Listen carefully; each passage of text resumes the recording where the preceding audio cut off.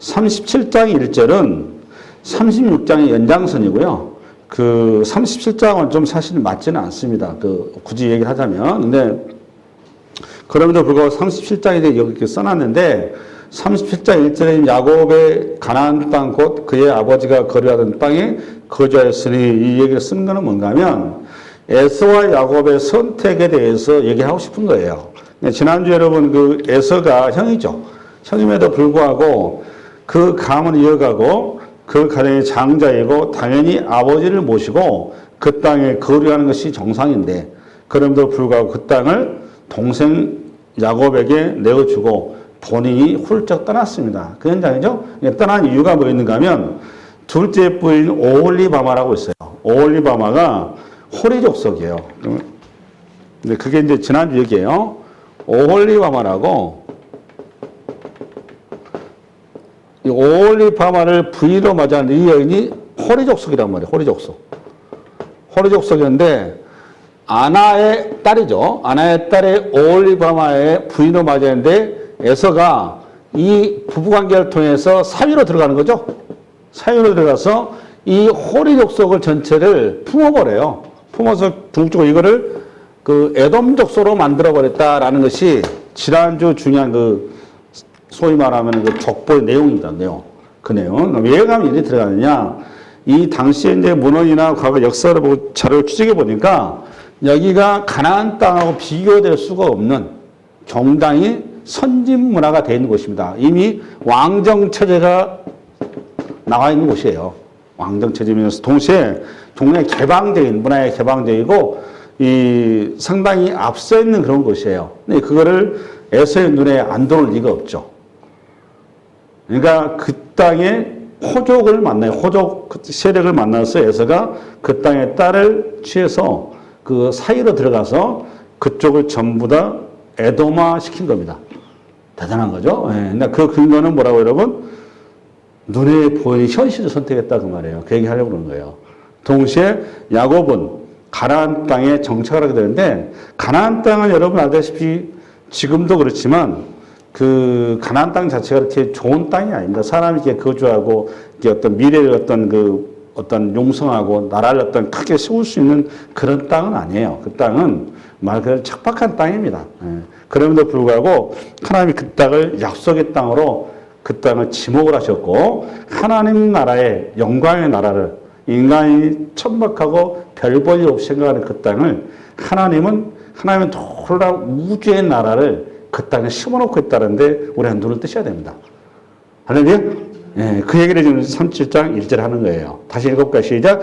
야곱이 가나안 땅 곧 그의 아버지가 거류하던 땅에 거주하였으니 그러고 2절로 갑니다. 시작. 야곱의 족보는 이러하니라. 요셉이 17세의 소년으로서 그의 형들과 함께 양을 칠 때 그의 아버지 아내들 비라와 실바의 아들들과 더불어 함께 있었더니 그가 그들의 잘못을 아버지에게 말하더라. 요셉은 노년에 얻은 아들이므로 이스라엘이 여러 아들들보다 그를 더 사랑함으로 그를 위하여 채석옷을 지었더니 4절까지 그의 형들이 아버지가 형들보다 그를 더 사랑함을 보고 그를 미워하여 그에게 편안하게 말할 수 없었더라. 여기까지 3절, 2절부터 4절까지 풀어야 되는데 이 자리를 좀 잘 풀어야 되는 이유가 있습니다. 제가 객관적으로 목사가 되고 나서 이 성경에 대한 이제 그 인식이 들어왔고 성서가 뭘 얘기하는지에 대해서 이제 드디어 눈을 떴는데 성경은 그 포커스는 뭔가 하면 하나님의 구원과 인간의 절망입니다. 그러니까 하나님의 희망인 거죠. 그렇죠? 인간의 절망 속에 하나님의 희망이 오직 구원이에요. 이 구원을 얘기하는 책이에요. 근데 이 툴에 결정적으로 여러분들이 인식이 잘못되어 있는 그 성경의 큰 그동안의 패착이 뭔가 하면 인물론에 대해서 굉장히 잘못 이해를 하고 있어요. 성경 인물에 대해서. 이거를 영웅담으로 이해하고 있다는 데 문제예요. 이게 굉장히 성서를 왜곡시킨 겁니다. 그 대표적으로 성경의 영웅담으로 여러분들이 인식하고 있는 인물이 굳이 두 인물을 얘기하라 그러면 다윗과 요셉이에요. 제가 보는 입장이 그렇습니다. 그리고 더 나가면 엘리야도 마찬가지입니다. 내가 이게 하나 얘기하면 짚으면 참 많은데 오늘 성경에 오늘 30장에 요셉이 드디어 등장합니다. 그렇죠? 앞으로 이 37장부터 50장까지가 요셉이 사실상 주인공이에요. 주인공 등장을 하는데 문제는 기존에 여러분이 가지고 있었던 인식세계를 빨리 내려놓으셔야 됩니다. 그 인식세계를 가지고 들어가 버리면 제 설교가 우선 안 들어옵니다. 안 들어오고 성서 자체를 여러분은 잘못 이해하고 있는 겁니다. 하나님이 우리한테 얘기하려고 하는 그런 취지가 전혀 아닙니다.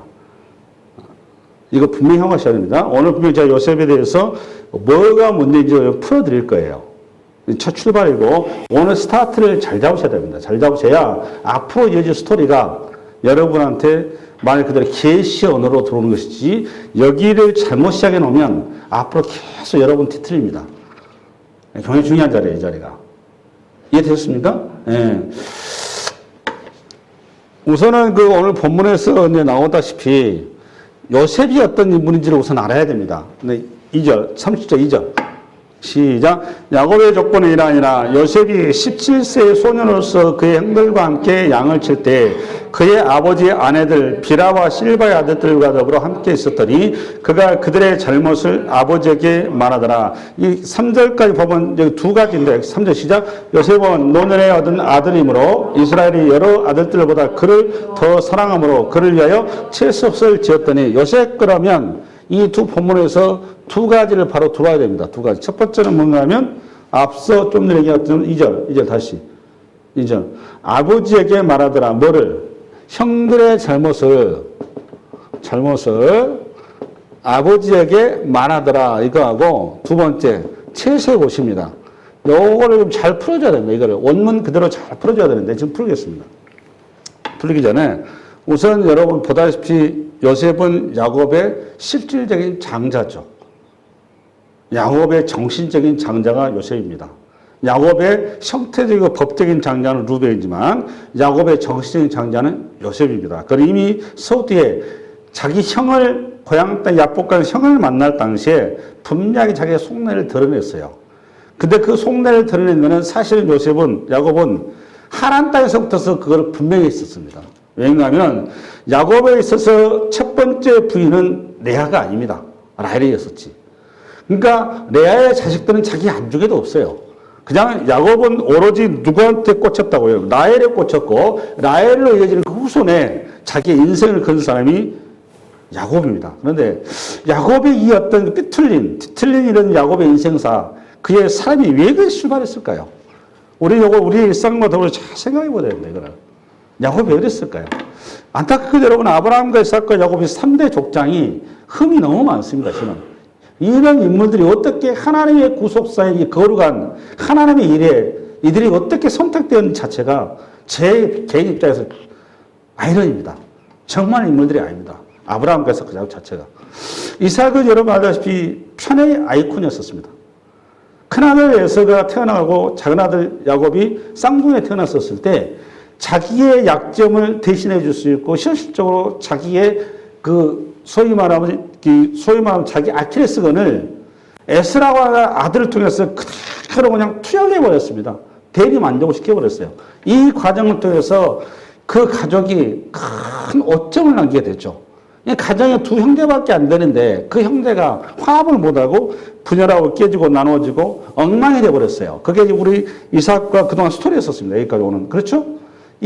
그러니까 한 사람이 제대로 못 서면 어떤 결과가 나오는지 우리가 잘 보여주는 현실입니다. 근데 문제는 이게 거기서 끝나지 않는다는 게 문제예요. 또 누구한테 이어졌죠? 이 부전자전이 된 겁니다. 자기는 피해자인 에서가 아버지의 그 어떤 잘못된 길을 보면서 뭔가 생각을 달리하고 이거는 아니다. 내가 하나님인데 우리 하나님이 어떤 분인가를 한번 깊이 고민했어야 되고 자기에게 질문했어야 되고 자기가 어떤 길을 가야 될지를 좀 더 신앙의 인격으로 스스로 세워졌어야 되는데 야곱 역시 아버지의 그 틀을 못 벗어나고 부전자전의 길을 가요. 안타깝죠. 너무 고통스러운 시입니다. 오늘 지금 그 자리가 이 자리입니다. 이걸로 해서 이 집은 완전 풍지박산이 됩니다. 사실.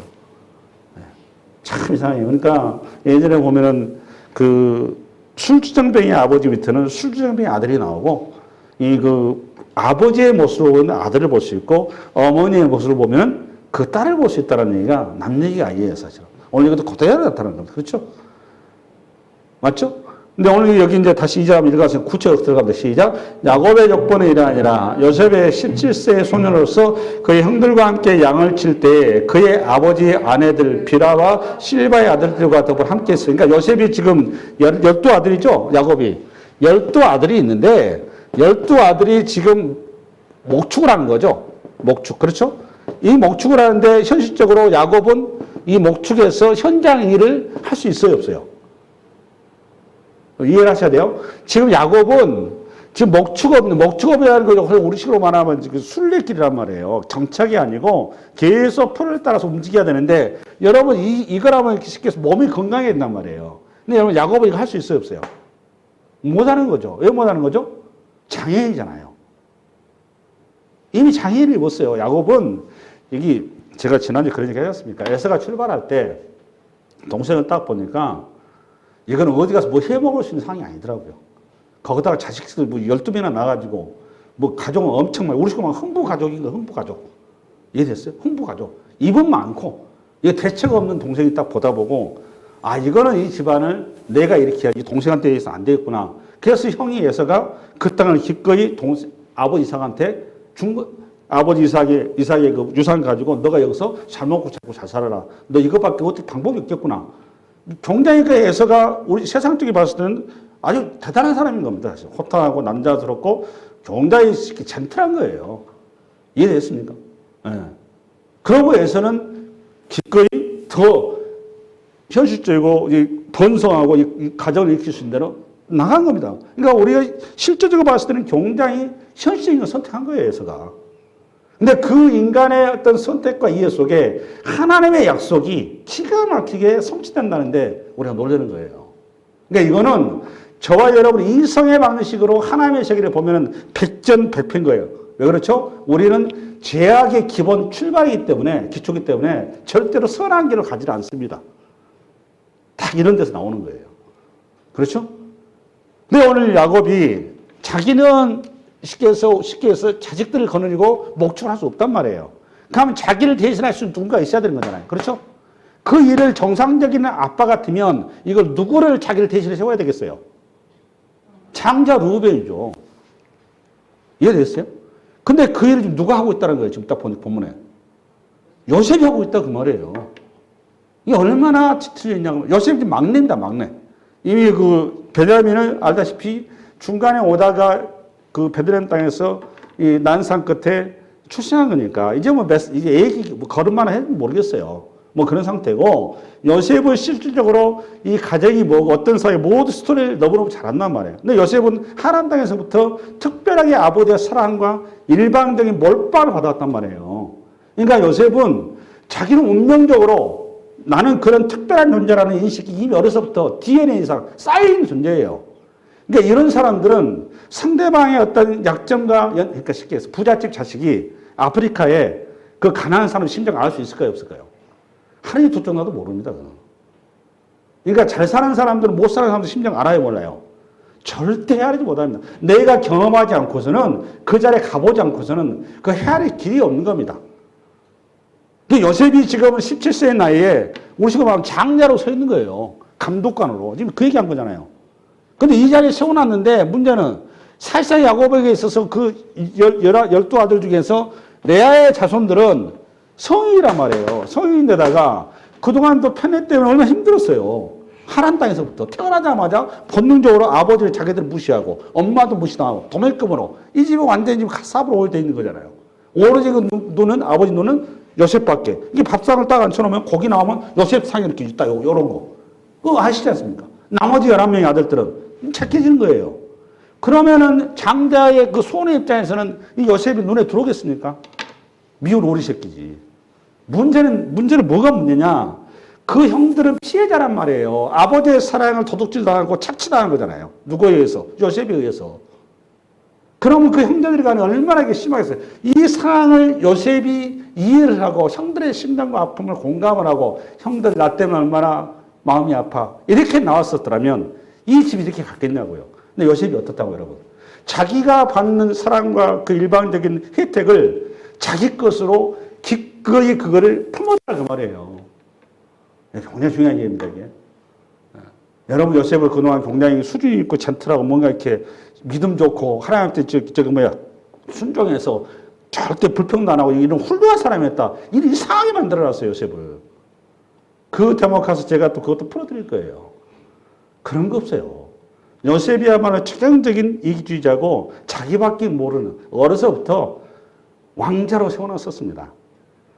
그리고 그거는 자기는 운명이라고 생각했고 자기는 남들과 다르고 나는 원래 위에서 있어야 되고 형들은 내 아래에 있어야 한다는 이런 운명론적으로 마치 뭐가 똑같은가 하면 서구 기독교가 백인들은 흑인들을 종으로 세우는 것은 하나님이 정한 질서다. 이렇게 했단 말이에요. 이해됐습니까? 그거를 뭘로 정당화시켰다고? 하나님이 주는 신앙으로 그거를 신학으로 정당화시켰어요. 내가 여러분한테 전번에도 말씀드렸지만 이런 거를 폭력이라고 그러는 겁니다. 폭력. 종교 폭력. 지금 요셉이 그 길에 있는 겁니다. 이 단초를 누가 정했다고 여러분? 아버지 야곱이 만들어 놓은 거예요. 그러니까 형들의 입장에서는 형이 자기 권리를 뺏으려고 그럴 거 아닙니까? 그러니까 내 아들하고 요셉이 지금 같이 있질 않아요. 누구하고 같이 있는 거죠? 첩의 자식들하고 지금 같이 있는 거잖아요. 비라와 실은 첩이죠. 첩은 애나 지금이나 일단은 아래란 말이에요. 우월감을 가질 수 있는, 어찌됐거나 요셉은 본처니까, 야곱 입장에서는. 그러니까 첩들의 자식은 일단은 깔고 가는 거란 말이에요. 그러니까 내 자식들하고 같이 안 있고, 거기 가봐야 요셉이 찬밥이니까. 바로 거기서는 이제 그 사고 나니까. 따로 해놓은 거예요. 비라와 실바의 아들들과 더불어 함께 있었더니, 여기까지도 좋아요. 요셉이 하는 짓거리 봐보세요. 그가 그들의 잘못을 아버지에게 말하더라. 이 말은 무슨 소리인가 하면, 원문 그대로 들어가자면, 말을 부풀려서 상대방의 흠을 잡아서 아버지에게 고자질했다. 그 말입니다. 원어적인 뜻이 그 뜻입니다. 누가? 요셉이 뭘 고자질했을까요? 그러니까 자기가 요셉이 뭔가 하면 감독관으로 서 있는 거예요. 지금 같이 목축 같은 소리 하지 마세요. 같이 목축한다는 얘기가 아니라 목축하는 거 형들이 어떻게 하는가, 누가 거드름 피고 누가 아버지 말에 순종 안 하고 누가 어떻게 하는가, 일거수일투족을 그냥 감독관 입장에 보니까 사람이라는 게 그렇거든요. 생리적으로 감독관의 입장에 있으면은 감독 당한 자의 심정을 모른다니까요. 그러니까 10가지 잘하고 한 가지 못하면 한 가지 못한 것만 눈에 들어오지 10가지 잘하는 게 눈에 들어온다 안 들어온다? 절대 안 들어오는 겁니다. 더더나 요셉이 나이가 어린 17살밖에 안 됐습니다. 자기는 이미 우리식으로 말하면 그냥 뭐라 그럽니까? 재벌 자식들보다 뭐라 그러죠? 그 표현 예전에 나오던데 그런 형태인 거예요. 전형적으로. 인격적으로 아닌 겁니다. 요셉이. 생각을 해보세요. 지금 형들의 일하다 보면, 저도 시골 일해봤으면, 일하다 보면 힘들 때가 얼마나 많아요. 그러면 중간에 좀 쉬었다가, 바람 좀 쐬었다가, 그렇게 좀 이렇게 중간에 좀 낮잠을 잤다가, 또 이렇게 뭐 하면 물러주기 했다가 좀 이렇게 했다가, 이렇게 하는 게 맞잖아요. 근데 이게 감독관의 입장에서는 그게 좀 거들핀 걸 보인단 말이에요. 그러니까 여러분, 아침마다, 저녁마다 들어가서 아버지 밥상머리에 앉아있으면 요셉이 입에 나오는 게 계속 형들의 고자질한 것밖에 안 나온단 말이에요. 그러면 그 밥상이, 그 밥이 넘어가겠습니까?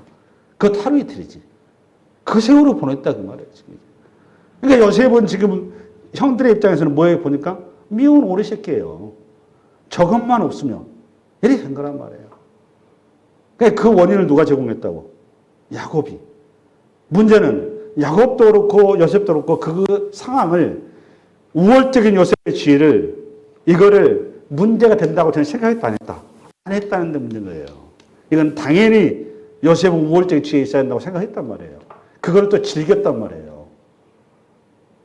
그게 문제인 거예요. 그 다음에 3절 확실히 나옵니다. 여기서 시작. 요셉은 노년에 얻은 아들이므로, 이 말이 요셉이 노년에 이 말은 야곱은 요셉밖에 몰랐다 그 말이에요. 요셉이 나오길 태어나기 그렇게 기다렸고 그 요셉을 위해서 자기의 인생을 걸었다 그 말입니다. 요셉은 노년에 얻은 아들이므로 이스라엘이 여러 아들들보다 그를 더 사랑함으로 그를 위하여 뭘 입혔다고 여러분? 채색 옷을 봐보세요. 세상에 생각이 없어요. 목축한 사람이 채색 옷을 입고 들판에 갈 수 있겠어요? 이 채색 옷이 어떤 옷인가 하면 보여드릴게요. 우리 사무엘 하 13장 가고 찾아보세요. 사무엘하 13장 빨리 찾아보세요.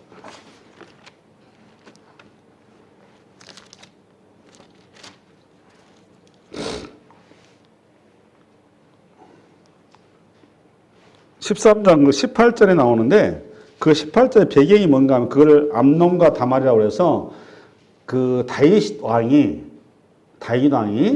그 소위 말하면 밧세바를 범하고 나서 이 집안은 이제 소위 말하면 평제풍파가 벌어진 현장입니다.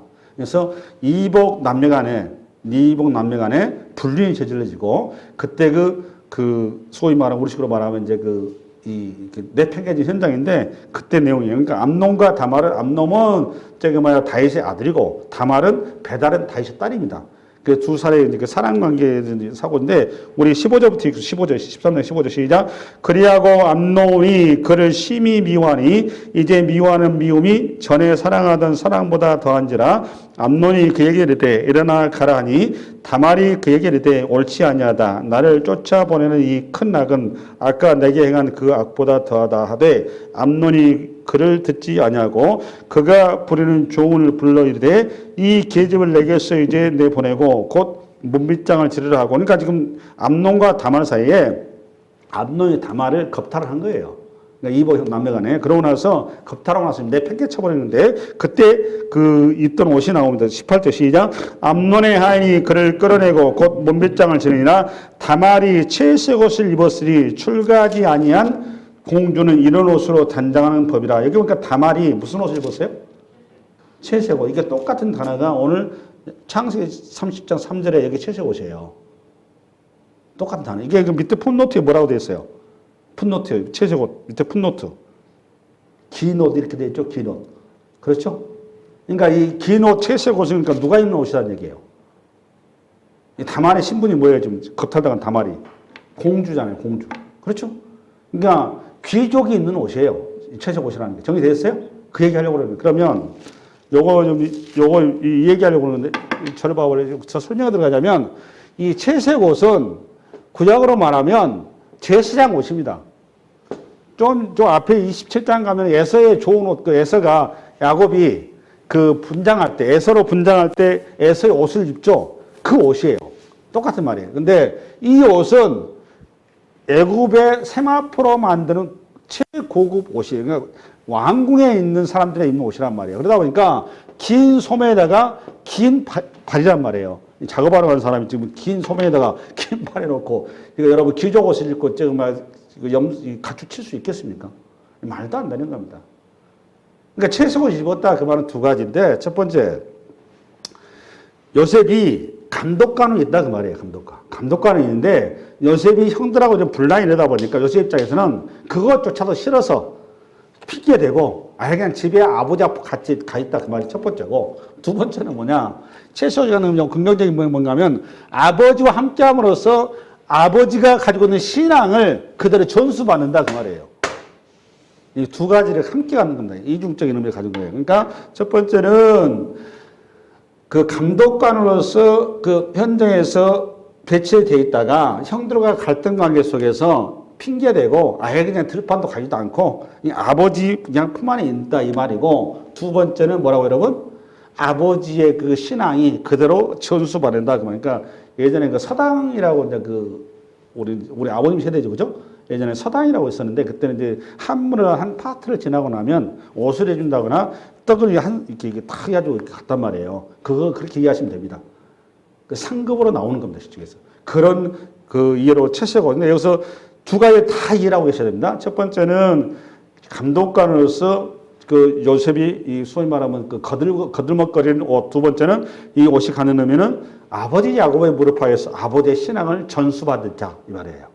이게 아주 중요해요. 둘 다 가지고 있어야 돼요. 그 다음에 4절 30절 4절 시작. 그의 형들이 아버지가 형들보다 그를 더 사랑함을 보고 그를 미워하여 그에게 편안하게 말할 수 없었더라. 5절 요셉이 꿈을 꾸고 자기 형들에게 말하며 그들이 그를 더욱 미워했더라. 이제 여기서부터 골치 아파지는데 6절부터 갑니다. 6절부터 요셉이 그들에게 이르되 청하건대 내가 꿈을 들으시오. 잡아보세요. 지금 요셉이 누구한테 지금 명령하고 있어요? 형들한테 명령하는 거예요. 지금 명령. 형들 이리 와봐. 내 말 들어. 이렇게 된 거예요. 지금 이 집이 집구석이 어떤 집구석인지 딱 이해가 들어오잖아요. 이미 서열이 깨져 있습니다. 여집에 지금 누가 지금 장자라고 여러분? 실질적으로 요셉이에요. 나이도 어린데. 상상을 해보세요. 어떤 상황인가. 그러고는 7절, 그 내용은 7절 시작. 우리가 밭에서 곡식단을 먹더니 내 단은 일어서고 당신들의 단은 내 단을 둘러서서 절하더이다. 그의 형들이 그에게 이르되 너가 참으로 우리의 왕이 되겠느냐, 참으로 우리를 다스리게 되겠느냐 하고 그의 꿈과 그의 말로 말미암아 그를 더욱 미워하더니. 잠깐, 그 8절 9절은 뭔가 봐보세요. 9절은 뭐예요?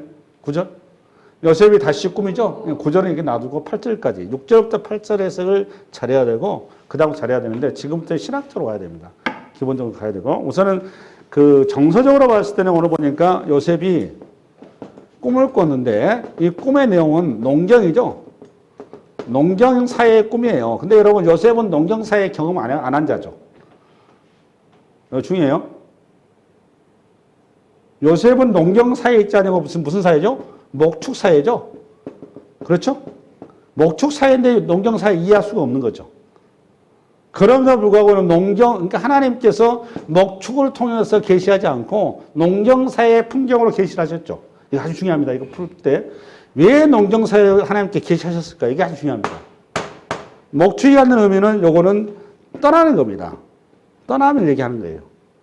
그 다음에 농경을 뭘 의미하는 거죠? 정착인 겁니다. 정착. 이게 중요해요. 이게 풀어야 돼요.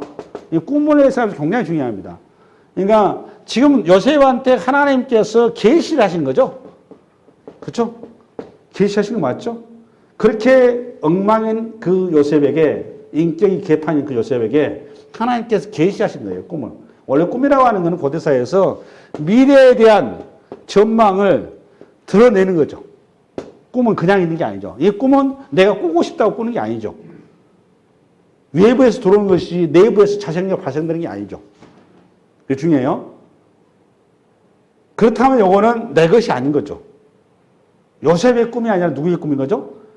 하나님의 꿈인 거죠. 일단은. 더 중요한 게 있어요. 요셉이 꿈을 꿨는데 이 꿈을 꾼 거는 누가 먼저 꿈을 꿨어요, 사실은. 창세기 28장에 아버지 야곱이 꿈을 꿨잖아요. 그래서 최세 것을 해석을 잘 하셨다고 그랬어요. 두 가지를 안고 하고 있었다. 성경이 이래서 어려운 거예요. 창세기 28장에 가면 야곱이 베들레에서 비몽사몽 안에 사닥다리 꿈을 꾸잖아요. 그렇죠? 그 말은 야곱이 누구하고 지금 드디어 연결됐다. 하나님의 계시가 임한 자로 드디어 섰다 그 말이에요. 그 얘기하려고 그러죠. 그 야곱이 또 꿈을 또 꿔요. 어디서? 하나님 땅에서 꿈을 꿨죠. 여러분. 언제 꿈을 꾼지 아세요? 얼룩이 떨기 사건 때. 그때 하나님이 또 꿈을 통해 계시하셨죠. 2번 꿈을 꿉니다. 오늘 야곱도 오늘 요셉도 2번 꿈이 나오는 거예요. 그래서 2번이 갖는 의미는 뭔가 하면 확증한다 그 말이에요. 그 말은 이 꿈은 바뀌거나 변개될 수 없고 반드시 실현된다 그 말이에요. 아주 중요한 겁니다. 이거는. 그러니까 오늘 요셉은 잘 봐보세요. 17세의 나이에 요셉은 드디어 누구와 소통이 시작이 됐다. 하나님과 소통이 시작됐다 그 말이에요. 그게 중요한 거예요. 그래서 최세것이 아까 그 얘기를 한 겁니다. 제가. 아주 중요한 거예요. 여러분 이후의 사건도 여러분 알다시피 요셉이 하나님과 직접 꿈을 해석하고 나오잖아요. 그러다 보니까 그냥 꿈의 사람 요셉 해가지고 마치 요셉이 그냥 무슨 영웅돼 있는데 그런 얘기하려고 하는 게 아닙니다. 네. 하나님과 요셉이 드디어 만났다 그 말입니다. 얘기하려고 하는 거예요. 이해되셨어요? 네. 그러면 이 꿈을 요셉이 그런데 하나님부터 받은 이 계시, 요거를 우리 식으로 은사 그러는 거거든요. 신학적 용어로. 맞죠? 은사. 이 은사를 요셉이 받아서 이 계시를 받아서 해석을 요셉이 계시 정상적인 애 같으면 갖춰진 애 같으면 이 하나님의 계시를 받았으면 어떻게 하는 게 맞아요, 여러분 봤을 때? 아버지한테 가야죠. 자기 해석을 못하면.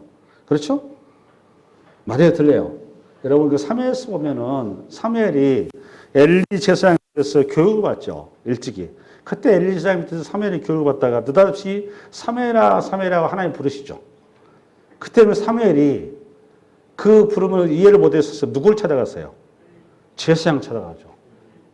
맞죠? 여기 여러분 요셉도 마찬가지인 겁니다. 하나님이 꿈을 줬을 때는 그 꿈이 예사라고 자기 게 아니니까 꿈을 내가 꾸고 싶다고 꾸나요?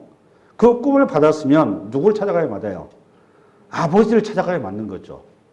아버지가 제사장이니까. 그렇잖아요. 그런데 요셉은 지금 아버지 찾아갔나요? 형을 찾아갔나요? 형을 찾아간 거예요. 이게 중요한 거예요. 왜 형, 그러면 여러분, 야곱이 왜 아버지한테 안 가고 형을 찾아갔을까요? 이유가 뭐였죠? 이 꿈을 하나님의 계시의 은사를 자기식으로 자기가 이 계시를 알았다 몰랐다. 계시의 내용을 알았다 몰랐다. 요즘은 꿈을 꿨는데 요셉은 이 꿈의 의미를 알았다 몰랐다. 모르는 거죠. 그런데 자기가 이미 해석은 하고 있죠, 이미. 그죠? 근데 자기식 해석인 거죠. 이게 문제인 거예요. 근데 여기 지금 요셉만의 문제가 아닙니다. 이 시대도 마찬가지예요. 수많은 애언의 은사, 치유의 은사, 많은 하나님 은사를 가진 사람들이 이 은사를 그거는 자기를 위해 준 줄 착각을 해요. 누굴 위해 준 거죠, 그거는? 교회 공동체를 위해 준 거예요. 근데 그걸 사용한다는데 문제가 있죠.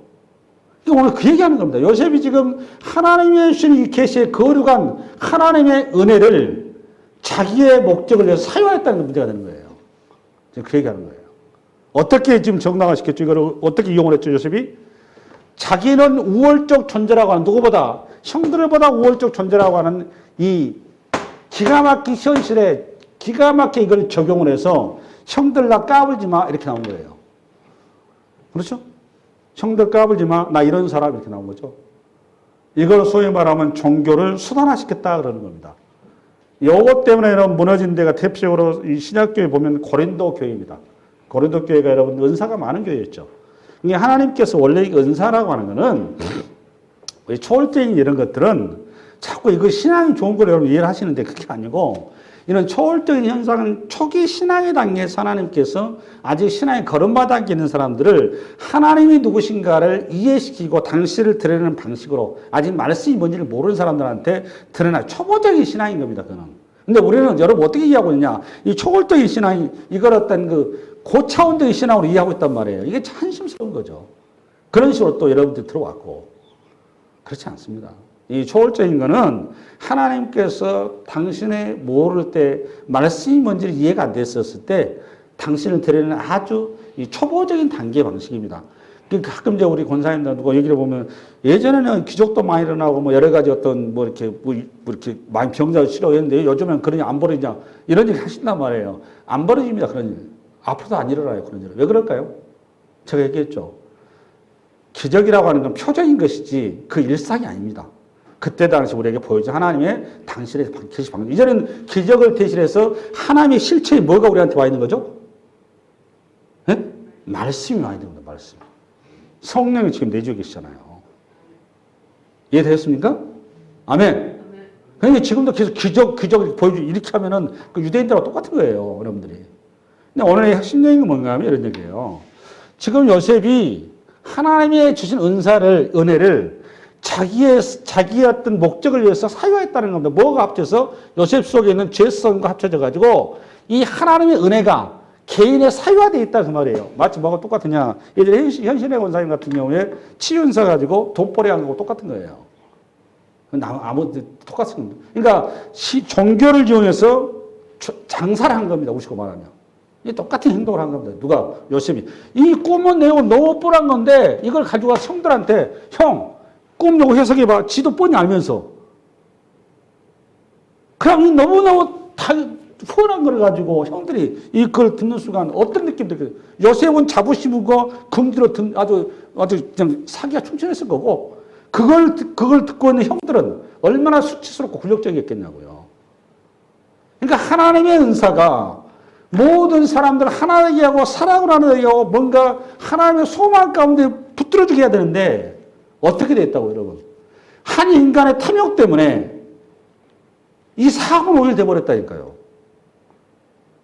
그 얘기한 거예요. 그러니까 하나님의 은사는 항상 하나님의 약속과 만나야 되는 거지 인간의 탐욕과 만났을 때는 이 원자폭탄이 돼버리는 거란 말이에요.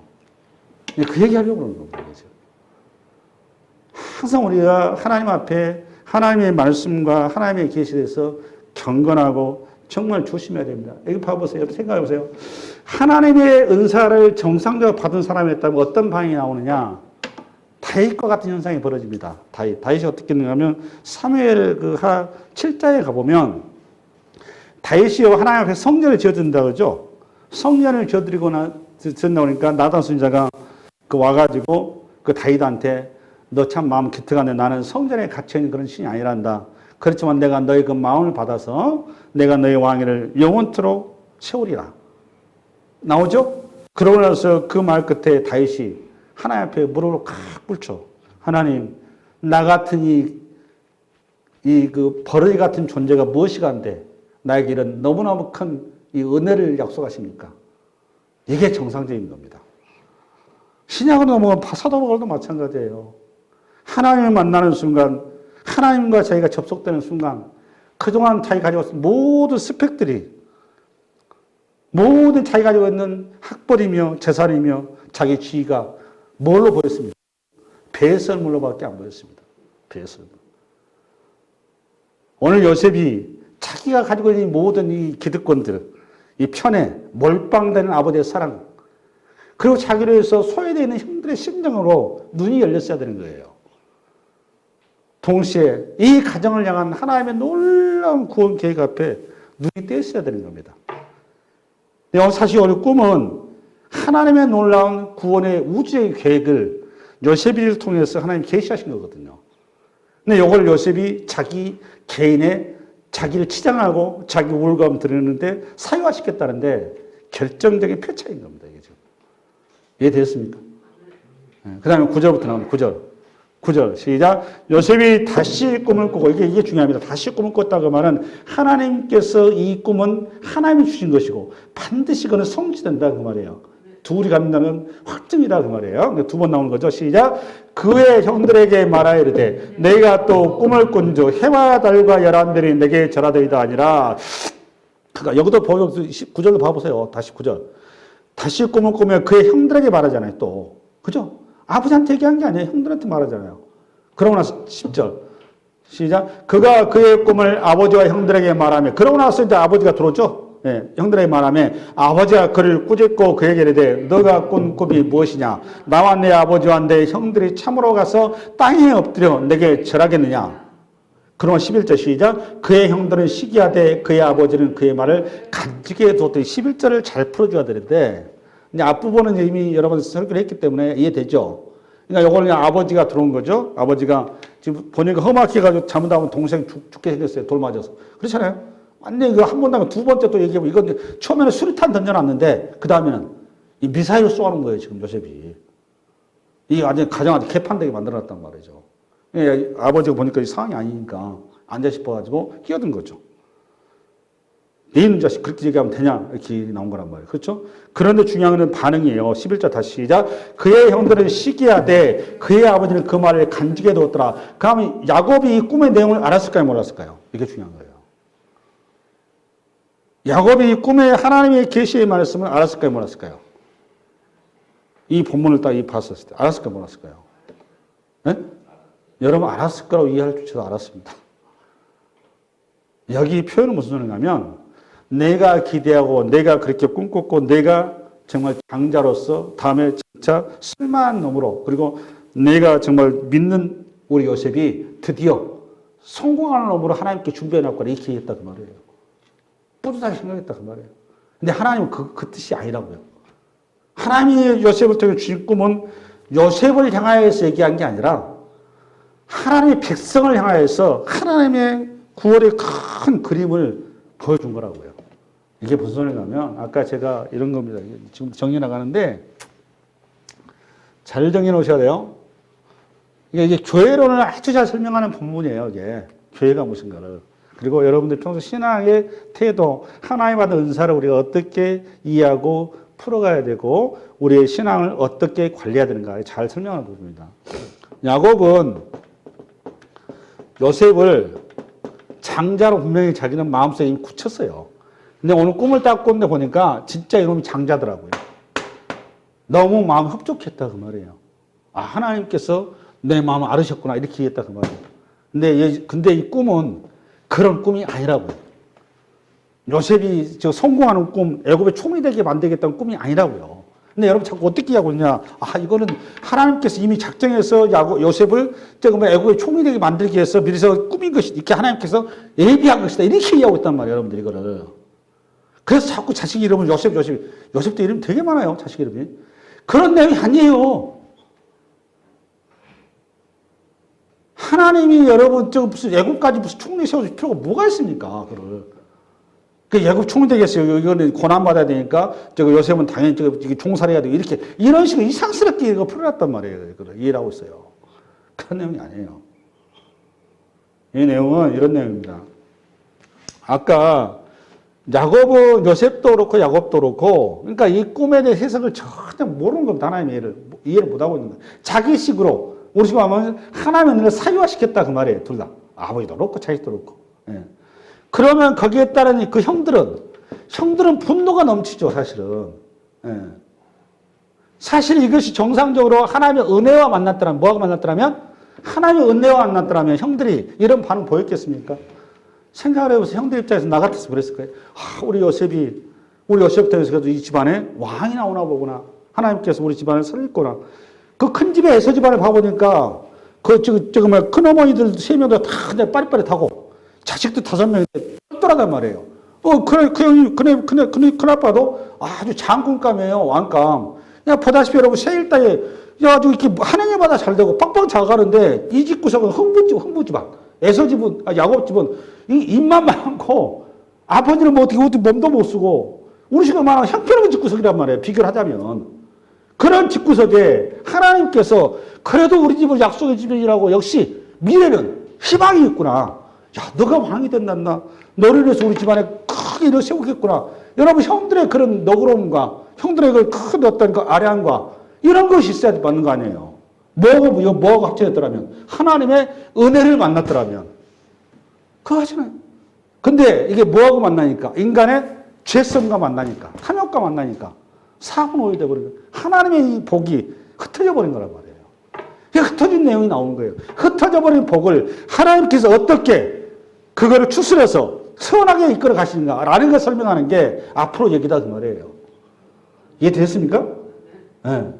아멘. 이런 얘기입니다. 그러니까 목축이다 그 말은 이거 흩어진다 그 말이에요. 근데 꿈은 목축으로 안 보여주고 뭘로 보여줬다고 여러분? 농경으로 정착한다 그 말이에요. 여러분 아브라함도 그렇죠. 이삭도 그렇죠. 자식들이 전부 다 깨졌나요? 안 깨졌나요?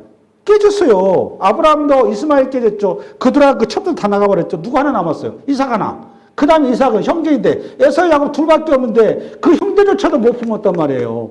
에서가 퇴쳐 나가버렸어요. 그렇죠? 내팽개쳤어요. 오늘 야곱이 와가지고 야곱은 12아들인데 이 12아들이 드디어 하나로 묶어져서 하나님의 울타리 속에 하나님께서 품어가겠다는 거예요. 이 기가 막힌 얘기 해준 겁니다. 이게 지금. 이해됐습니까? 할렐루야. 이 하나님의 놀라운 구원 계획, 하나님의 그 정말 미래에 대한 이 가정을 향한 이 사랑과 축복과 은혜를 요셉을 통해서 계시라는 겁니다. 왜 요셉부터 계시겠다고? 아버지로부터 신앙교육을 가장 똑바로 받았으니까. 7세곧. 그래서 하나님을 일찍이 만난 겁니다. 만난 것까지는 좋았는데 신앙이 아직까지 성숙하지 못하다 보니까 그 하나님의 은혜를 자기의 지위와 자기의 어떤 그 입장을, 자기의 어떤 그 현실을 정당화시키고 수단화시키고 자기가 그대로 착복을 한 겁니다. 오늘 이제 그 얘기 한 거예요.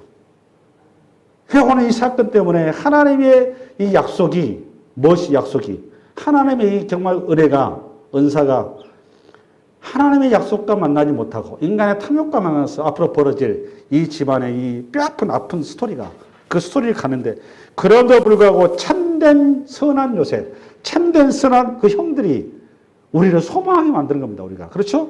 이 거짓되고 불의하고 나쁜 이 정말 엉망인 이 집구석에 그 요셉을 대표하고 그 가족 형제들의 그 난맥상을 통해서 저와 여러분하고 참된 형제, 참된 사랑의 가족의 모델, 참 형제이고 참 그 형들이고 참 요셉이 그리스도로 우리를 소망하게 만든다 그 말이에요.